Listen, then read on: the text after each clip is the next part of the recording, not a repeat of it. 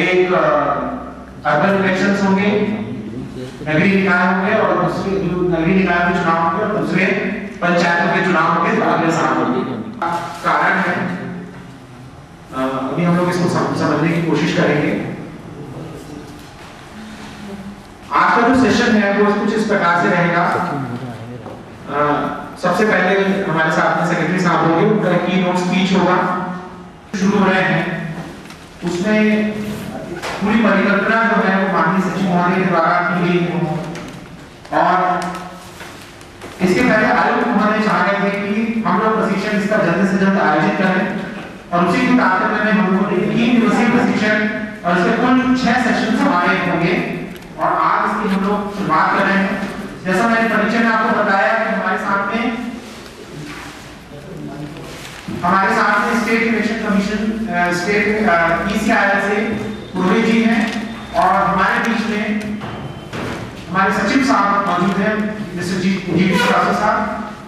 मैं सर से रिक्वेस्ट करूंगा कि वो एक अपना कीनोट स्पीच दें और फिर उसके बाद हम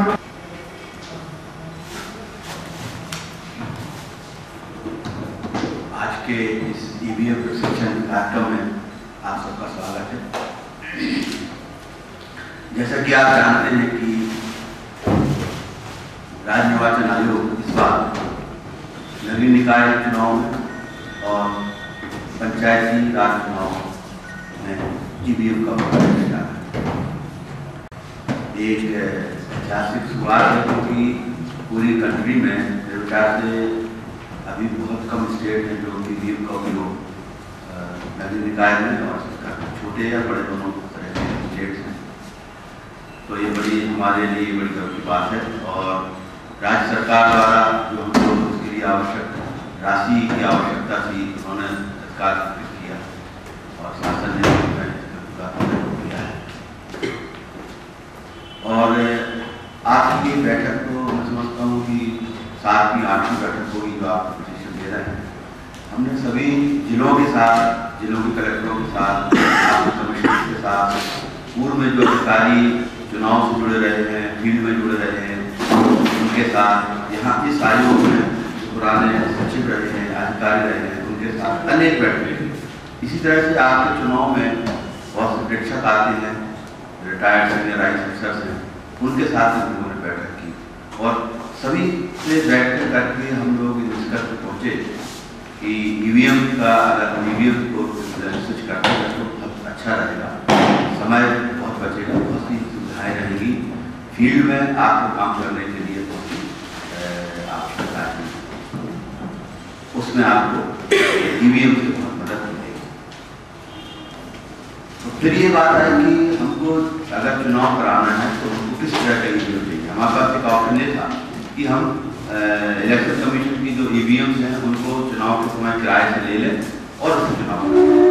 लेकिन हमारा जो सिस्टम है, जैसे आप देखते हैं पंचायती राज सिस्टम में उनको पंच के चुनाव कराना पड़ते हैं, सरपंच के कराना पड़ते हैं, जनपद के पंचायत प्रतिनिधि चुनाव कराना पड़ते हैं और जिला पंचायत के प्रतिनिधियों के चुनाव कराना पड़ते हैं। तो 4 चुनाव यहाँ पर पार्षद और अध्यक्ष या महापौर को भी स्थिति उसके चुनाव तो ये बात है कि हम अपना मल्टी वोट ईवीएम अपना निर्माण करें। तो इसी की मदद से हमको ये एक नया मिला है और ये मुझे इस बात करने में बहुत गर्व भी महसूस हो रहा है कि ये अभी तक की इंडिया की सबसे लेटेस्ट ईवीएम मशीन है। इसमें हम एक साथ 8 चुनाव करा सकते हैं, 8 पदों का एक ईवीएम से चुनाव करा सकते हैं और इसकी कई बड़ी अच्छी खूबियाँ हैं। जैसे कि इसका एक बहुत अच्छा मॉड्यूल है, जैसे जो है इसमें DMM लगा हुआ है, उसको अगर हम निकाल दें, इतना सा इंस्ट्रूमेंट है उसको निकाला चिप रहती है, तो फिर उसमें आप कुछ भी उसको छेड़खानी कर सकता, उससे तो कोई प्रभाव नहीं पड़ेगा, आपका जो रिजल्ट है वो इंडिकेट करेगा। अगर ये गिर जाए, मान लीजिए कहीं कुछ होता है, तो उस स्थिति में भी इसमें कोई दिक्कत नहीं आएगी। तो कहने का आशय ये है कि एक शानदार विभाग है और हम लोगों ने पूरी प्लानिंग कर ली है, पूरे कैलकुलेशंस किए, कैलकुलेशन करने के बाद एक आइडिया दिया कि कितनी मशीनें चाहिए, उस हिसाब से हमने ऊपर आया। हमारा ये है कि हम 100% ईवीएम से कराएंगे और पंचायत उसमें हम सरपंच अभी आज की स्थिति में जो अभी स्थिति हमारे पास है, सरपंच जनपद और जिला पंचायत के चुनाव हम ईवीएम से कराएंगे, पंच के हम पुरानी पद्धति से कराएंगे और जैसे जैसे हमारा अनुभव बढ़ता जाएगा तो हम पंच के चुनाव में आगे जाकर ईवीएम से कराएंगे। लेकिन जो भी बाई इलेक्शन होंगे उसमें हम पूरी कोशिश करेंगे हमारे जो भी बाई इलेक्शन हो वो ईवीएम से। तो इसके लिए थोड़ी सी चेंजेस हैं, बहुत ज़्यादा दिक्कत नहीं है, थोड़े से चेंजेस इस मशीन में, तो उसके लिए आपको रिप्रेजेंटेटिव की आवश्यकता है और आप हमारे पास हमारे चुनाव नवंबर-दिसंबर में है, लेकिन 3 या 4 माह हमारा पूरा चला जाएगा लोकसभा चुनाव में। तो अगर हम 3-4 माह के लिए इंतजार करेंगे तो आगे जाकर बहुत चीज़ें बहुत तेजी से करना पड़ेगी, जिसमें आपको डिलीवरी समस्या जाएगी और हमें दिक्कत जाएगी। दूसरा, इस ईवीएम मशीन का हम बहुत ज़्यादा प्रचार बताओ, तो हमने मई जून के लिए वो समय रखा कि मई जून में इसका प्रचार प्रसार करेंगे, क्योंकि आप जैसा जानते हैं और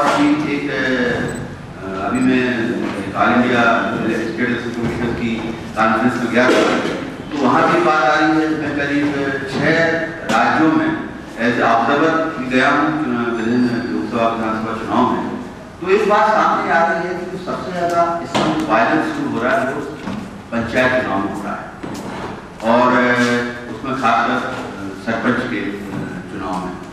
तो इसके लिए बहुत से बातें हैं जिसको हम करना है और आपकी जो ईवीएम मशीन इसलिए सिर्फ कारगर होगी इस तरह की चीज़ों को रोकने की।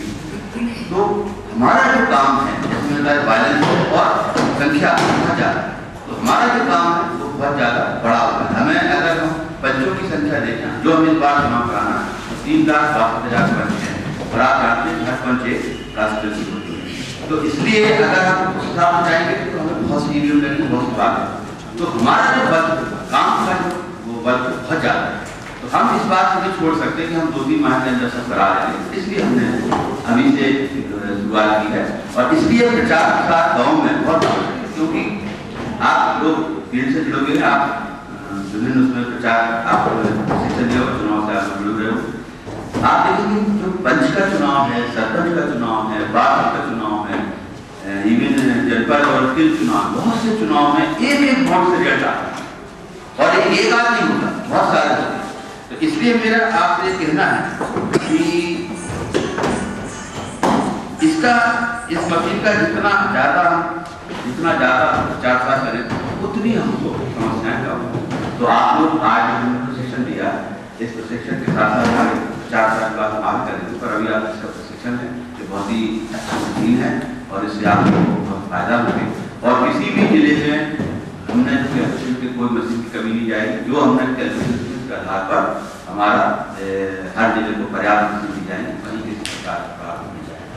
तो एक बार फिर से मैं रीच हमारे पास यहाँ राज्य निर्वाचन आयोग की टीम है, वो बहुत ही एक्टिव और बहुत उत्साही टीम है, सभी लोग यंग हैं और काफ़ी उत्साह से काम कर रहे हैं। हमारे गिरीश शर्मा जी हैं, हमारे जी हैं, या धारीवान है, हमारे साहब हैं, मानी सब लोग बहुत एक्टिवली और काम कर रहे हैं। और राज्य निर्वाचन आयोग की जो पहले एक स्थिति थी, अब वो स्थिति नहीं रहेगी। राज्य निर्वाचन आयोग जानकारी आ रही है, वो नहीं, हम आपको लेटर डाल देंगे वेबसाइट पोर्टल पे, आप बताइए और उसका जवाब देंगे और डेली का वो रहेगा। हमने अपने लोकल सेक्शन पे हमने शुरू कर दिया है और शायद हमारी वेबसाइट का हम पूरी कोशिश में हैं कि उसका इनाग्रेशन हो जाए। तो जी हमारे इसके बहुत ही एक्सपर्ट हैं, पिछले 1 साल से लगातार हमारे यहाँ 2 साल से हमारे यहाँ लगातार आ रहे हैं, डिफरेंट ट्रेनिंग वगैरह आप होते रहते हैं और मध्य प्रदेश आपको बहुत ज़्यादा नॉलेज है, क्योंकि आप वहाँ पर ट्रेनर हैं।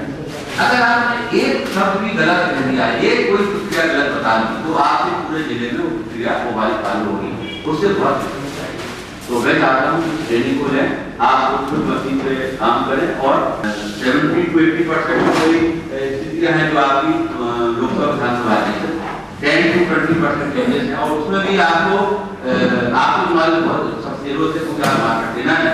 पर फील्ड में आर लेवल तक आपको टीमों का काम पड़ेगा, उसके लिए सिर्फ आपको मशीन को पैक करके देना, तैयार करके देना है। क्राउड होता है तो वो एक सिर्फ आंकड़ा रह जाता है, ट्रेनिंग होती है।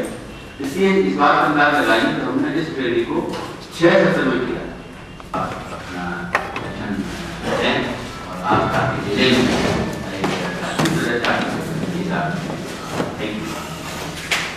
सचिव महोदय का बहुत धन्यवाद। सर आप भी चाहेंगे रोहित जी का भी, जिन्होंने बहुत शॉर्ट नोटिस पे लगभग 3 दिन कल से भी आ गए थे, तो लगभग 4 दिन हम लोगों के साथ पूरा समय वो हमें दे रहे हैं।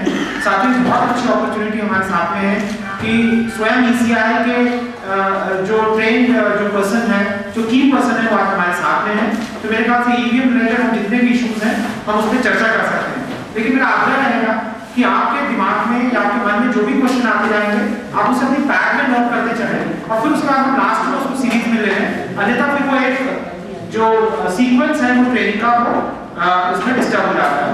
मैं पुरोहित जी से अनुरोध करूंगा कि वो थ्योरी सेशन जो है वो उसको कमेंट करें, शुरुआत करें। पुरोहित जी। सभी साथियों का स्वागत है।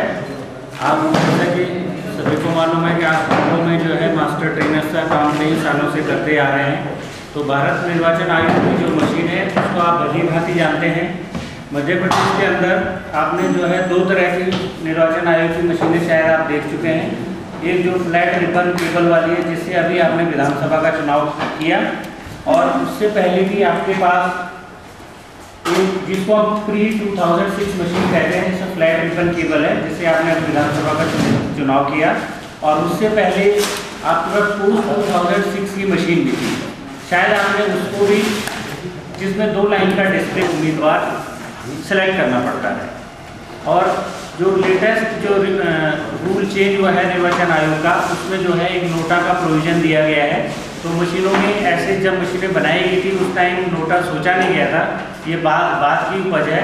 तो नोटा का अल्टरनेटिव उन्होंने जो है निकाला कि जो एक और बटन जो है लास्ट वाला बटन नोटा मान करके उसको नोटा इनेबल्ड मशीन बना दिया। लेकिन जो हमारे पास जो राज्य निर्वाचन आयोग में मशीन दी गई है या जो स्थानीय निकायों के लिए जो मशीन बनाई गई है वो उस मशीन से थोड़ा दूर है। वहाँ पर आप अनेक उम्मीदवारों में से एक उम्मीदवार का चयन करते हैं, एक पोस्ट का चयन होता है वहाँ पे, चाहे वो MP का चयन किया जाए या MLA का चयन किया जाए। यहाँ पर ये मशीन ऐसी है, इस मशीन के अंदर एक साथ 8 अलग अलग पोस्टों का निर्वाचन हो सकता है।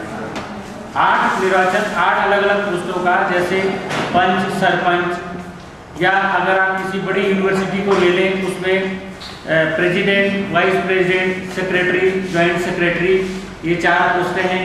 या और भी कॉलेज लेवल पे चले जाएं तो सेक्रेटरी कल्चरल, सेक्रेटरी डेवलपमेंट, बहुत सारी इस तरह से पोस्टें हो सकती हैं। तो 8 तक अगर पोस्टें हैं तो उनका निर्वाचन इसमें हो सकता है। एक ही कंट्रोल यूनिट के अंदर बैलेट यूनिट लगाने से 8 पोस्टों के लिए ये प्रयोग में लाई जाए। ऐसा हो सकता है कि जो अलग अलग पोस्टें हैं आपके पास, उनके लिए वोट यानी उनके लिए जो कैंडिडेट हैं वो एक से ज़्यादा भी इलेक्ट करने पड़ सकते हैं।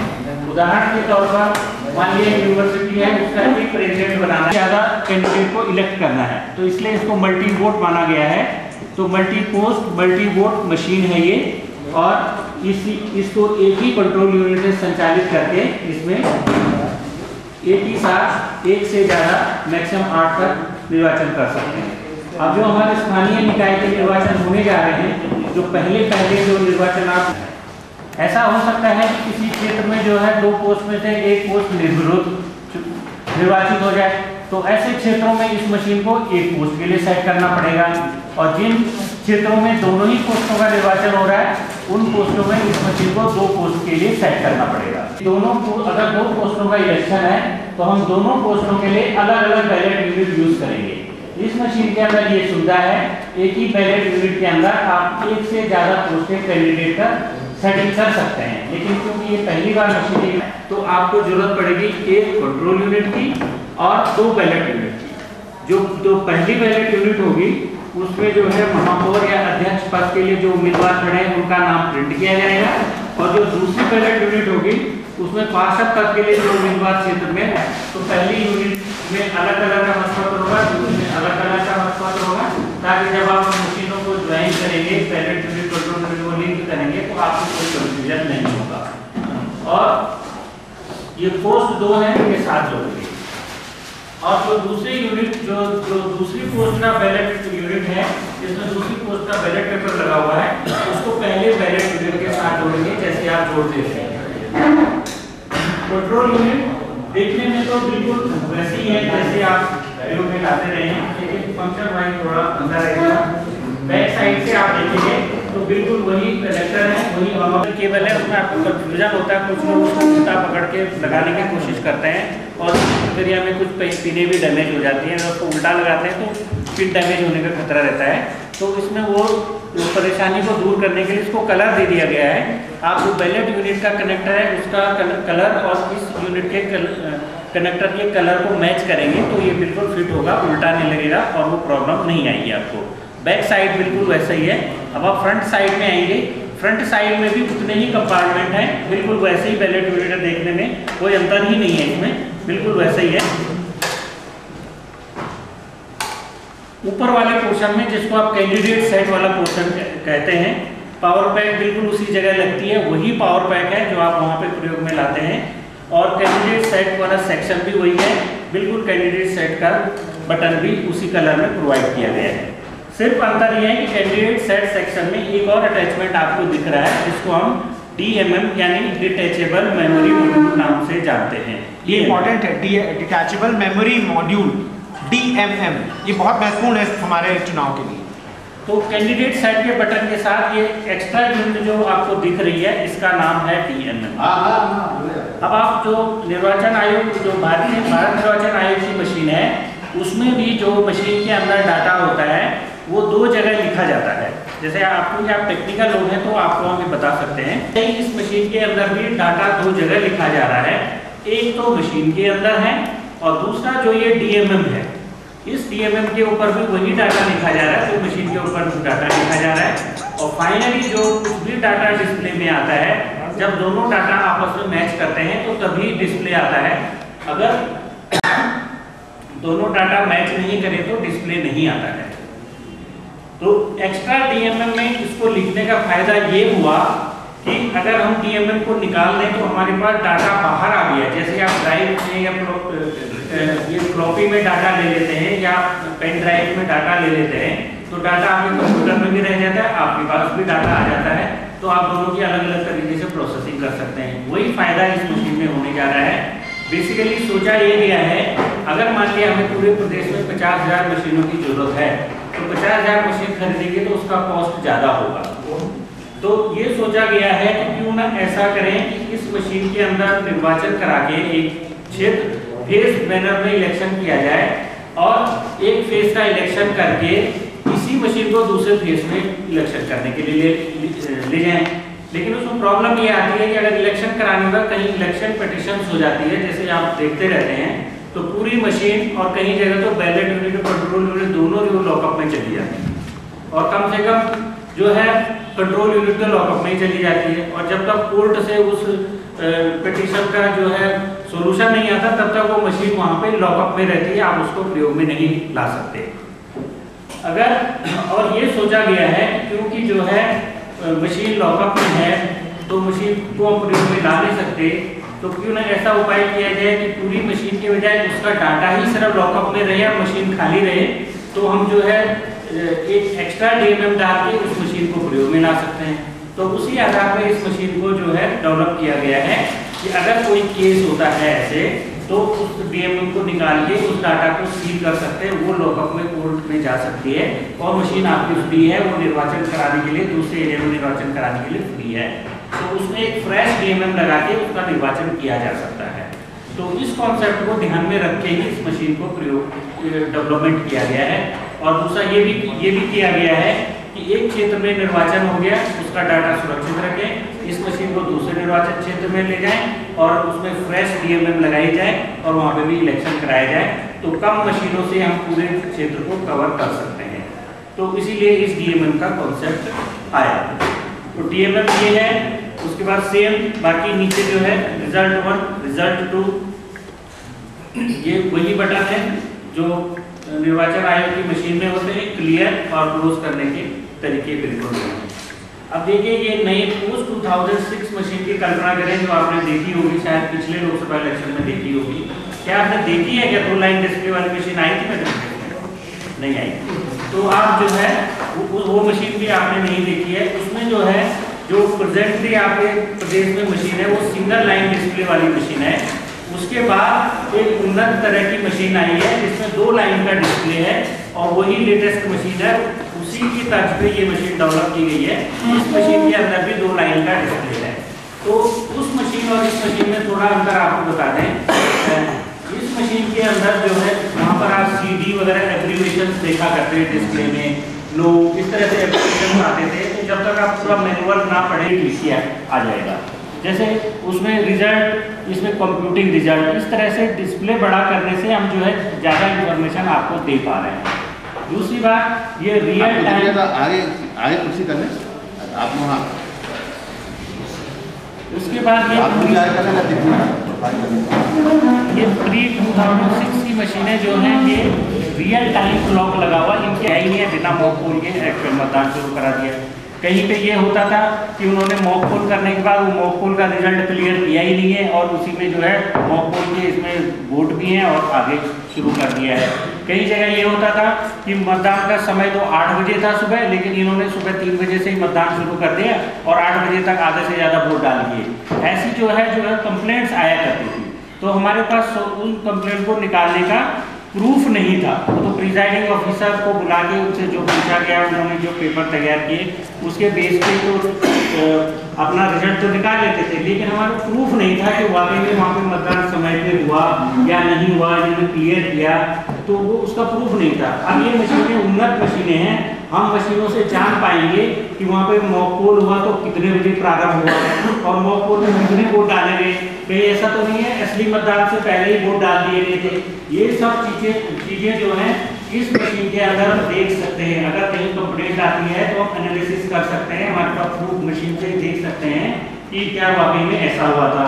दूसरा, इन मशीनों में रिजल्ट आने के बाद हम उसको प्रिंट करके भी देख सकते हैं, प्रिंटेड रिजल्ट दे सकते हैं। उन मशीनों के अंदर थोड़ा प्रिंटेड रिजल्ट देने में दिक्कत थी। हालांकि आपने देखा होगा लास्ट असेंबली पोल्स में रिजल्ट को, और देखिए इसमें क्या डिस्प्ले आता है। मध्य प्रदेश राज्य निर्वाचन आयोग ने मशीन खरीदी है तो MPSEC इसको नाम दे दिया है। अब वो मशीन है, इसमें डेट, आज की डेट 3/2/14, 3/2/2014, अभी 11:23 का टाइम हो रहा है। सीरियल नंबर इस मशीन का तो वो डिस्प्ले आ रहा है, वार्ड नंबर कहाँ यूज हुई थी, कौन से बूथ में पहले यूज हुई थी वो आ रहा है इसमें।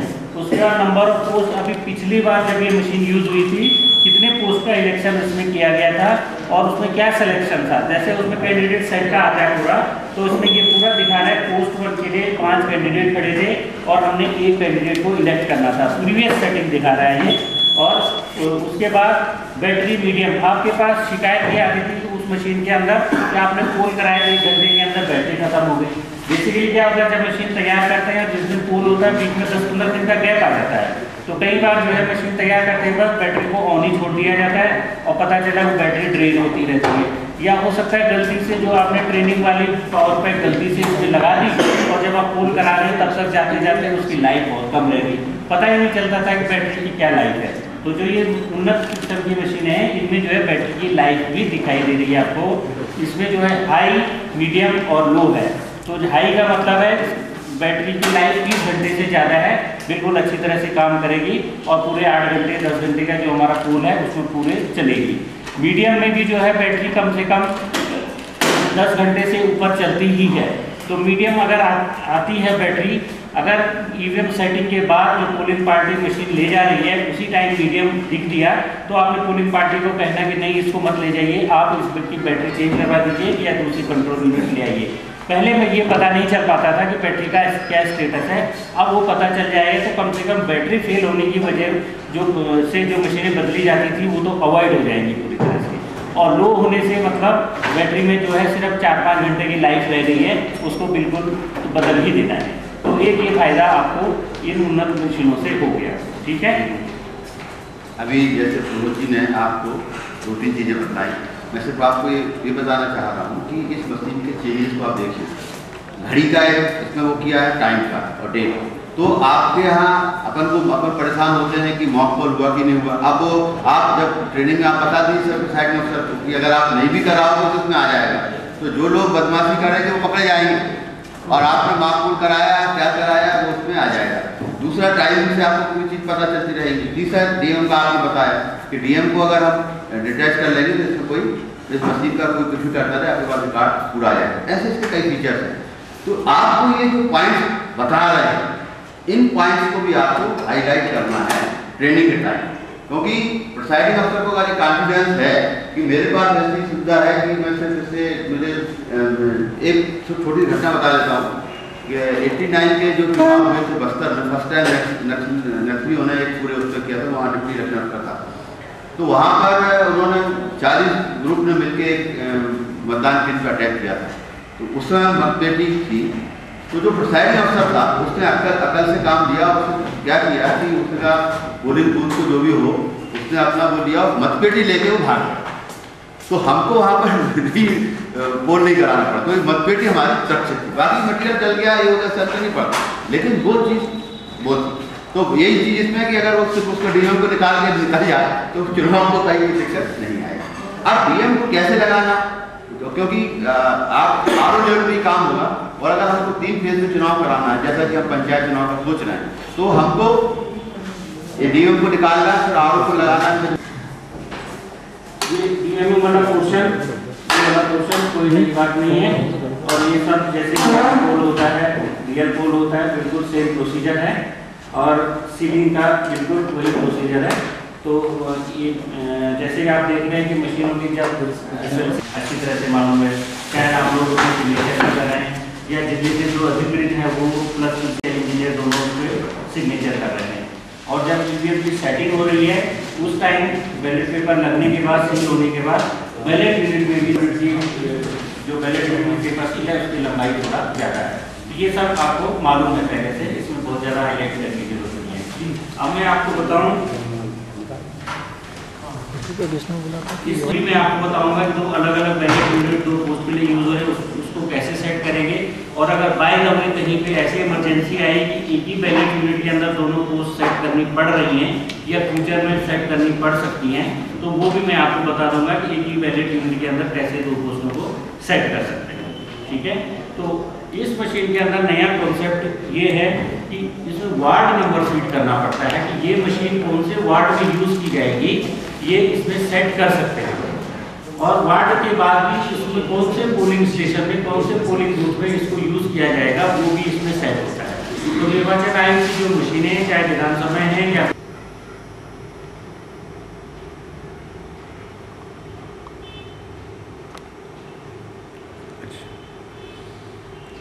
आज हमारे यहाँ ईवीएम के सेशन के लिए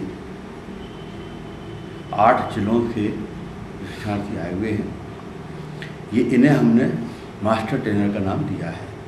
इस प्रकार से हम आगामी 3 दिनों में पहले और दूसरे सत्र करके 6 सत्रों में ईवीएम का प्रशिक्षण देंगे। ईवीएम हम फर्स्ट टाइम नगरीय निकायों में और पंचायती राज सिस्टम में उपयोग करने जा रहे हैं। इसलिए यह अत्यंत आवश्यक है कि इनका प्रशिक्षण हो। ये हमारी जो EVM है, इलेक्ट्रॉनिक वोटिंग मशीन, ये EVM मशीन और जो हम विधानसभा और लोकसभा में जो EVM उपयोग करते हैं उसमें और इसमें थोड़ा सा अंतर है। ये मशीन इस समय इंडिया की सबसे लेटेस्ट मशीन है और इसमें कई नई तरह की चीज़ें डाली गई हैं। जो इसके कुछ महत्वपूर्ण फीचर हैं, जैसे इसमें एक DMM है, डिटैचेबल मेमोरी मॉड्यूल। ये एक ऐसी चीज़ है जो एक चिप है। अगर इस चिप को निकाल दिया जाए तो इसमें पूरी जो चुनाव की प्रक्रिया है, जितने वोट डाले गए हैं वो इसमें आ जाते हैं। तो इसको जेब में भी रख के जाया जा सकता है और मशीन फ्री हो जाती है। मशीन को जैसे पूर्व में चुनाव हाई कोर्ट इत्यादि के निर्देशों के कारण रखना पड़ता था, अब उसकी आवश्यकता नहीं है। हम मशीन का उपयोग कर सकते हैं, सिर्फ DMM को निकाल के हमको रखना पड़ता है।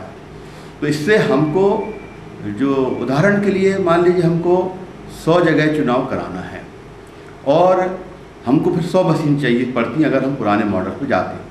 DMM के आने से अगर हम 3 फेज़ में चुनाव कराते हैं तो 35 मशीनों से हम 3 फेज़ का चुनाव करा सकते हैं। तो जहां हमको 100 मशीन लगती थी, इससे अब हमको सिर्फ 35 मशीन में हम चुनाव करा लेंगे। तो ये इसकी कई खासियतें हैं। इसमें अब डेट भी डलने लगी है, टाइम भी डलने लगा है। तो मॉक पॉल हुआ कि नहीं हुआ, अगर बीच में कहीं वोटिंग बंद की गई है, वो सब चीज़ें इसमें रिकॉर्ड होती जाएंगी। तो उसमें बहुत सी चीज़ों का जो साक्ष्य पहले नहीं मिलते थे वो इसमें आ जाते हैं। इसमें ब्लाइंड्स के लिए भी वोट डालने के पॉइंट बना हुआ है और इस तरह से अनेक चीज़ें हैं जो इसमें इंट्रोड्यूस की गई हैं। तो ये बहुत अच्छी मशीन है और हमको तो सबसे अच्छा ये लग रहा है कि हम अपने देश के कुछ गिने चुने राज्य हैं जहाँ पर हम EVM का उपयोग करने पंचायत राज सिस्टम में और नगरीय निकाय में चुनाव कराने जा रहे हैं। नगरीय निकाय में हम 100% नगरीय निकायों के चुनाव कराएंगे और पंचायतों में हम सरपंच, जनपद पंचायत, जिला पंचायत के सदस्यों के चुनाव EVM से कराएंगे। अभी ये निर्णय लिया है, आगे हो सकता है कि भविष्य में मशीनों की उपलब्धता बढ़ने पर हम पंचों के बारे में निर्णय लें। इस प्रकार से एक बहुत अच्छी मशीन है और हमने अभी से प्रोसीजर शुरू किया है कि हम चाहते हैं कि चूँकि गांव में पंचायत चुनाव बहुत महत्वपूर्ण होते हैं, इसलिए ज़्यादा से ज़्यादा इसका प्रचार प्रसार हो और ज़्यादा से ज़्यादा इसको लोग जानें। गांव-गांव में हम इसका प्रदर्शन करेंगे, गांव में जाके लोगों को उसको दिखाएंगे, गांव के लोगों का इसका उपयोग बताएंगे, राजनीतिक दलों के साथ बैठक करेंगे, जनप्रतिनिधियों के साथ बैठक करेंगे, प्रेस के साथ बैठक करेंगे। सबको हम समय समय पर इसके बैठ के करके इसकी पूरी खासियतें, इसकी पूरी जो इसकी विशेषताएँ हैं उनसे उनको अवगत कराएंगे। तो मैं आज ये प्रशिक्षण जो चल रहा है, इसीलिए हमने इसको 6 सत्र में रखा है। हम एक दिन में भी कर सकते थे और पूरे कम से कम जो छोटे ज़िले हैं वहाँ से 3 प्रशिक्षक आए हुए हैं और जो बड़े ज़िले हैं वहाँ से 5 आए हैं।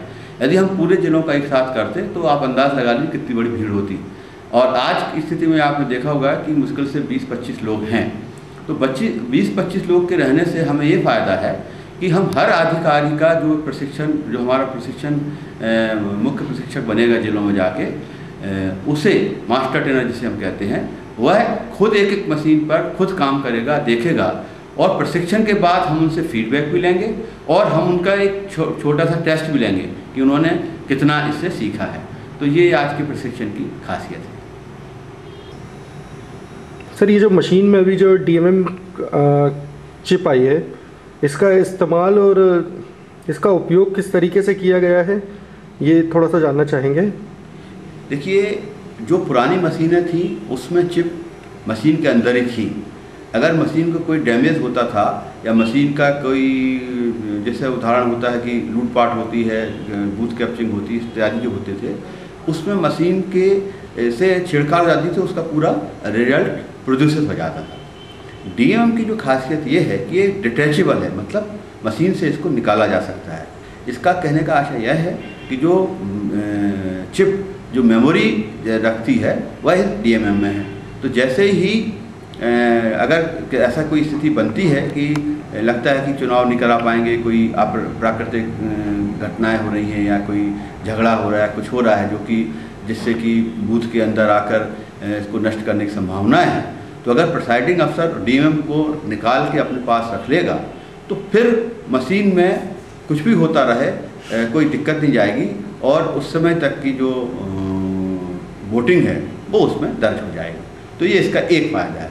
दूसरा फ़ायदा ये है कि पहले क्या होता था कि अगर मान हाई कोर्ट से अगर मान लीजिए कोई स्टे है, कुछ है, तो हमें पूरी मशीनें रखना पड़ती थी और वो 6 माह साल भर ऐसा रखती थी जब तक कि हाई कोर्ट से निर्णय ना हो जाए या हाई कोर्ट के कोई निर्देश प्राप्त ना हो जाए। कई बार 3-3 साल भी मशीनें रखी रही हैं। इस मशीन में फ़ायदा ये है कि हमें मशीन रखने की आवश्यकता नहीं है, इसका हम डीएमएम को निकाल लेंगे और उसकी एक छोटी सी डिबिया आती है और उसको हम पैक कर देंगे, ऊपर से सील कर देंगे और उनको बॉक्सों में रख के नंबरिंग डाल के किस मतदान केंद्र की कौन सी डीएमएम है, किस उसका मशीन का नंबर, उसका बैलेट यूनिट का नंबर सब उसमें डाला रहता है, उसको हम ट्रेजरी में लॉकअप कर देंगे। अब मान लीजिए हाई कोर्ट से या कहीं से कोई हमको आता है तो हमें मशीन ले जाने की उसकी ज़रूरत नहीं है। हमारे पास जो डीएमएम हमने ट्रेजरी में रखा हुआ है उसको हम किसी भी मशीन में फिट करके दिखा के उससे रिजल्ट दिखा सकते हैं। तो ये इसका एक बहुत बड़ा एडवांटेज है। सर ये जो डीएमएम है इसके अंदर जो डाटा जो मतलब जितने वोटरों ने वोट डाले जितना मशीन में है उतना ही इसी चिप में आएगा? हाँ देखिए, इसमें जो जैसे चूँकि बताया कि मल्टी पोस्ट है ये, तो मान लीजिए सरपंच का, जनपद का और जिला पंचायत सदस्यों का अगर हम वोट करा रहे हैं तो सरपंच का सरपंच में वोट जाएगा, जनपद का जनपद में जाएगा और जिला पंचायत के सदस्य का जिला पंचायत के सदस्य के ही उसमें वोट जाएगा। वो वोट उसी के उस पर जाएंगे, इधर उधर नहीं जाएंगे। इसमें यह है कि एक मतदाता को 3 बार उसको बटन बैलेट यूनिट का बटन 3 बार दबाना पड़ेगा, एक बार सरपंच के लिए, एक बार जनपद के लिए और एक बार जिला पंचायत सदस्य के लिए। तो इस तरह से इस मतों का कोई दिक्कत नहीं जाएगी, कोई चेंज नहीं होगा। दूसरा जो आपने क्वेश्चन किया समय का, इसमें समय इस मशीन में जो सबसे बड़ा एक और नया और चीज़ इंट्रोड्यूस की गई है वो ये है कि इसमें मशीनों में कितने बजे मशीन का उपयोग किया गया उसके लिए टाइम डला है और डेट डली है, जो पुरानी मशीनों में नहीं थी। तो इससे अगर हमें मॉक पोल करना है तो कितने बजे मॉक पोल हुआ वो पूरा आ जाएगा। मॉक पोल के बाद जब हम उसको रीसेट करते हैं तो फिर से उसमें टाइम आ जाएगा। तो कुल मिला के स्थिति ये है कि इससे हर चीज़ की घटना अगर मशीन से कोई चीज़ वो होती है तो उसमें टाइमिंग और डेट और टाइम उसमें आ जाएगा, तो हमको ये बताने में आसानी होगी। मान लीजिए एक उदाहरण के लिए कि कोई आदमी ये आरोप लगाता है कि फलाने जगह पर मॉक पोल नहीं हुआ है। पहले वाली मशीनों में हमारे पास ऐसा कोई उपकरण नहीं था जो ये बता सके कि इससे मॉक पोल नहीं हुआ है, लेकिन इस मशीन में चूँकि टाइम और डेट डला हुआ है तो हम उसका स्क्रीन पर जाकर उसको देख लेंगे और उससे ये पता चल जाएगा कि इसमें मतदान उसमें मॉक पोल हुआ कि नहीं हुआ। इसमें एक और बहुत महत्वपूर्ण चीज़ है कि इसमें अब मतदान केंद्र का नंबर भी डाला जाएगा, वार्ड का नाम भी डाला जाएगा। पुरानी मशीनों में जो लोकसभा विधानसभा में उपयोग करते हैं उसमें ये चीज़ें नहीं थी। इसमें किस वार्ड का कौन सा मतदान है वो भी इसमें दर्ज होता है। तो आपको एग्जैक्ट पता चल जाएगा कि किस मतदान पर मतदान केंद्र, किस वार्ड के किस मतदान केंद्र पर मॉक पोल हुआ या नहीं हुआ, यदि हम इसको पता लगाना चाहें।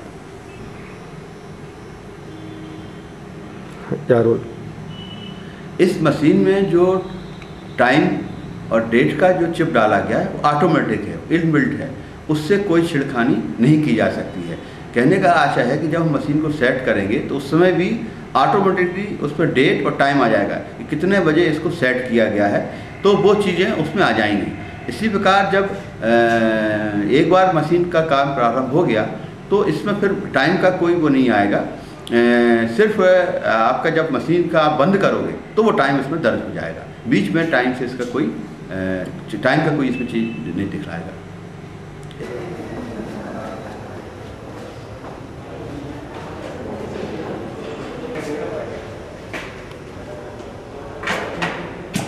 ऐसे बैलेट पेपर बनाने का मतलब ये मास्क रहेगा आपका और ये एक minute, but as of now जो हम लोग आयोग में ये है कि चूंकि हमारे पास मशीनें पर्याप्त रहेंगी इसलिए हम यहीं से ही कैंडिडेट का नाम लेंगे। हम लोग कैंडिडेट का नाम यहीं से लेंगे, फर्स्ट से ही लेंगे। मतलब जैसा अपना लोग LS और VS में अपन करते थे ना, वो कंपल्शन हमारे सामने में नहीं है चूंकि, तो इसलिए हम लोग एक यहीं से ही हम लोग शुरू करेंगे कैंडिडेट। इनका पॉइंट जो है वो ये है कि आप अगर चौथे नंबर, तीसरा नंबर से वो चौथा बटन नहीं, वो खत्म हो गया ना। पहला बटन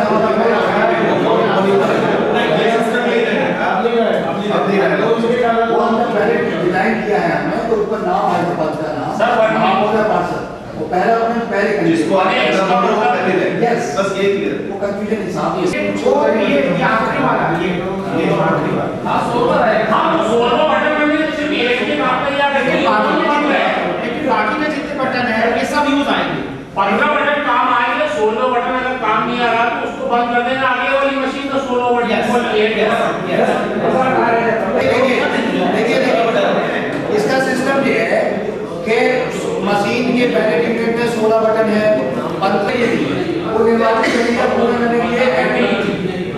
तो ये क्लियर हो गया है कि निर्वाचन आयोग ने ऑलरेडी डिसीजन ले लिया है कि जो पहला कैंडिडेट का मैनेजमेंट होगा उसमें जो पहला कैंडिडेट होगा उसका नाम पहले बटन के आगे होगा, यानी जो पोस्ट का नाम होगा हम इसके ऊपर लिखेंगे पहले नंबर का जो कैंडिडेट होगा उसका पहला नंबर का ही बटन होगा। ठीक है, इस तरह से पहले यूनिट के अंदर मैक्सिमम 15 कैंडिडेट के नाम आ जाएंगे। बाय द वे मान लिया उसमें 16 कैंडिडेट अगर आ जाते हैं तो 16वां कैंडिडेट को अपलोड करने के लिए दूसरी पहले कैंडिडेट लगाई जाएगी। क्या बात है? जवाब दे दिया कि जैसे पहला नंबर अपन ने इसको प्रोग्राम किया पद के लिए, नहीं करना है, नहीं करना है। When the commission has decided कि पहले बटन पे कैंडिडेट होगा, there shouldn't be any confusion at all, मेरे भाई। Already it has been resolved as such. ठीक है, तो अब मैं आपके सामने दो अलग-अलग बैलेट यूनिट लाके उनमें कुछ कैंडिडेट करके आपको सेट करना बताऊंगा कि कैसे करेंगे। अब देखिए पहले बटन को कैंडिडेट ट्रीट करें। बिल्कुल एज ए कैंडिडेट, पहला बटन भी एज ए कैंडिडेट है, तो वो तो क्लियर हो चुका है कि एक नंबर पे जिस कैंडिडेट का नाम है उसका बटन ही एक नंबर का होगा। ठीक है, कोई कंफ्यूजन नहीं सर। तो मैं